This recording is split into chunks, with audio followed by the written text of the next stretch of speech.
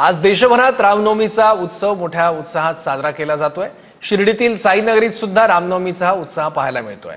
यानिमित्त विविध कार्यक्रमांचं आयोजन करण्यात आलं असून दर्शनासाठी भाविकांचा मोठा जनसागर लोटला आहे। याबद्दल आणखी माहिती घेऊया, आपले प्रतिनिधी मनोज गाडेकर आता आपल्या सोबत आहेत। मनोज, काय वातावरण दिसतंय आज साईनगरीत?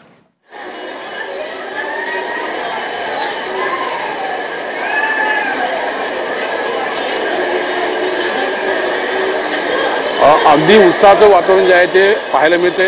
रामनवमी उत्सवामध्ये लाखोच्या संख्येने भाविक सकाळपासूनच दाखल झालेले आहेत आणि हे दर्शन रांगेतलं चित्र आपण बघू शकतो। असे पद्धतीचे 12 हॉल जे आहेत ते भाविकांच्या दर्शन रांगेमध्ये करण्यात आलेले आहेत। त्यामध्ये विश्रांतीसाठी काही वेळ या भाविकांना या ठिकाणी थांबवलं जातं। खरं तर VIP दर्शनासाठी देखील मोठी गर्दी जी आहे ती पाहायला मिळते। तेथील देखील दोन्ही हॉल जे आहेत ते हाऊसफुल झालेले आहे आणि सकाळपासून साईनामाचा जयघोष करत हे सर्व भाविक जे आहेत ते साईचरणी नतमस्तक होत आहेत। अगदी प्रसन्न वातावरणामध्ये दर्शन मिळत आहे। रामनवमीच्या पार्श्वभूमीवर साईबाबा संस्थांना देखील जय्यत तयारी जी होती ती केल्याचं पाहायला मिळालं। आज राम जन्माचं खरं तर स्वागत होणार आहे आणि त्याच अनुषंगाने 12 वाजता जे रामाचा जो जन्म आहे तो होणार आहे आणि चांदीच्या पाळण्यामध्ये प्रभू रामांची मूर्ती ठेवून पाळणा हलवून या राम जन्माचं स्वागत जे आहे ते साईबाबा संस्थांच्या वतीनं करण्यात येणार आहे। त्यासोबत आज निशाण मिरवणूक देखील आहे।